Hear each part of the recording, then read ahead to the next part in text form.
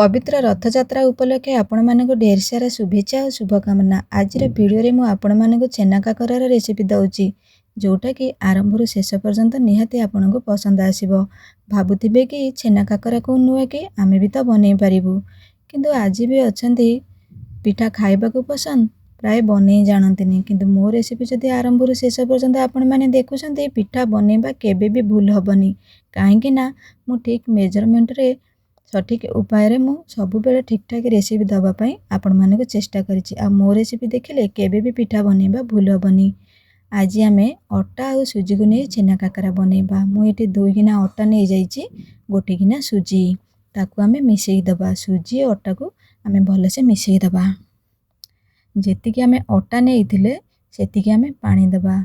मु जो गिना रे अटा नहीं थिले से सेम गिना रे 2 गिना पानी दउची। आपण माने ध्यान सहित रेसिपी के देखंतु और निहाती मन रखंतु। मिठार कोनोसी माप नाही, जेतिकी मिठा खाइबे आपण माने सेतिकी मिठा पकई पारंती। मु एठी मिठा पई गुड़ नहीं जाइछि। घरे तो बेसी मिठा खाइबा को पसंद करंतिनी। एपटे भी स्टफिंग रे हमरा मिठा रहइबो। स्वाद अनुसार लूण पकई देइछि आ 1 चमच मु पान मधुरी पकईछि। गुड़टा केवल मेल्ट हवा पई आमे पानी को गरम करिबा। पानी न फुटिले भी किछि असुविधा नाही। सांगे सांग आमे पकई दबा चूना। एका सांगे सबुदिक चूना आमे पकई दबा। ताको आमे 5 मिनिट पई घोड़े दबा। 5 मिनिट परे आमे देखिबा। आ मने रखिथिबे केबे भी डायरेक्ट पिठा चटू मारिबेनी। अटा बेला काठी रे ही सब बेले चूना जंतिबा को चेष्टा करिवे, काहेकि ना अटा बेला काठी रे आमे जदि एमति बुलेइबा ताले चूनाटा हमरो बिंडा बिंडा हबनी। आपण माने जदि मो रेसिपी देखुथिबे सब बेले प्राय जेबे भी मु वीडियो ए पिठार वीडियो मु आपण माने को देइछि देखुथिबे मु अटा बेला काठी रे ही चूना जंते। ता परे मु जाईकरी चटू मारे। अटा बेला काठी रे चूना जंतिले हमरो चूनाटा पूरा प्लेन बनिबो। देखंतु मु जेतिकी चूना नेइतिले आ पानी भी जेतिकी नेइतिले मोर पूरा ठीक ठाक बढ़िया से चूना जंतिबाटा हेइ गला। पिठार मेन काम हैला चूना जंतिबा। जदि चूना जंतिबाटा हमरा ठीक ठाक हैला ताले पिठा करिबारे कोनोसी असुविधा हबनी। ताकू आमे घोड़े की रखि दबा। खोला रे रखिबेनी, घोड़े की रखिबे। चूना आहुरी सॉफ्ट और नरम हे जिवो। एपटे आमे स्टफिंग रेडी करिबा। नडिया मु देइछि, गुड़ पकाउछि। तापरे छेनार क्वांटिटी मु एठी अधिका नउछि जेहेतु आमे छेना काकरा बनैबा कम नडिया आउ एठी मु छेना को ग्रेट करिकरी पकई दउछि। गोटे पनीर ताकू मु ग्रेट करिकरी पकई दउछि। आ गुड़टा जेते बेले अठा अंश आसीबो एई समय जेबे जेते बेले भी आपण माने छेनार स्टफिंग देइकरी पिठा करूसंती, जेते बेले गुड़टा हमर अठा अठा अंश आसीबो सेही समय आपण माने बंद करिवे, बाहर करिवे। लास्ट रे मु पकई देइछि गुजराती गुंड आ गोलमरिचर गुंड। रेडी हे गला हमर छेना स्टफिंग। एपटे चलंतु तेल बसई दबा। ता भितरे पिठा भी गढ़िबा। आपण माने मने रखिथिबे जेते बेले जदी डो आपनकर टिके हार्ड लागुथिबो ताले पानी हाथ हेइकरी चकटिबे। आ जदी भी ठीक ठाक थिबो नरम थिबो ताले तेल हाथ मारिकरी, तेल हो कि घी हो हाथ रे मारिकरी आपण माने चकटिबे। डोटा को पूरा नरम करिवे, सॉफ्ट करिवे। ताले पिठाटा हमर खाइबा को टेस्टी लागिबो। ऊपर क्रिस्पी लागिबो आ भीतर कोणिया लागिबो। मोर एठी ठीक ठाक जंतुनीटा हेइतिला। मु ताको घी हाथ मारिकरी ताको आउ टिके चिकन करूछि। ताको भल्लो से मिसेइकी चिकन करिबा।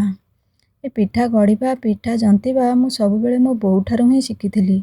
हमर प्राय पर्वपर्वाणी रे एमिति कि हमर सरस्वती आ गणेश पूजा रे भी पिठा करा हुए घरे। काहेकि ना हम घरे आमे समस्ते बापा बोउ आमे भाई भौणी समस्ते पिठा खाइबा को पसंद करू। आ मो बोउ पिठा गढ़िला समय रे मु ता हाथ को ही अनै थाए, काहेकि ना मते बहुत खुशी लागे। एते चटपट मो बोउ पिठा गढ़ी दिए, मते बहुत खुशी भी लागे। आ जेते बेले भी घरे पिठा होतिबो ना आमे प्राय सोदियोरु ही अधा खाई दउ। पिठा जंतारु आमे अधा खाई दउ। पिठा हमर बहुत पसंद। आ एठी मो घरे भी बेसी पिठा खाइबा को भी पसंद करंती। समस्ते मिठा खाइबा को पसंद करंती नहीं, किंतु पिठा तांकर पूरा प्रिय। देखंतु हमर जदी जंतुनीटा ठीक ठाक हेइथिबो आउ डोटा को भी आमे भल से चकटी दबा, गढ़िला समय रे ता साइड गुराको केबे भी फाटिबोनी। ताको एमती हाथ साहाय्य रे भल से मिसेई देबे। स्टफिंग देइकरी ताको भल से କରିବେ। ତାକୁ ଦାବି ଦାବି ଦେଲେ ଆମର କାକେରାର ସେପ୍ଟା ଭଲ ଲାଗିବ ଆଉ ସୁନ୍ଦର ବି ଦେଖାଯିବ। ଦେଖନ୍ତୁ କେତେ ସୁନ୍ଦର ଦେଖାଯାଉଛି।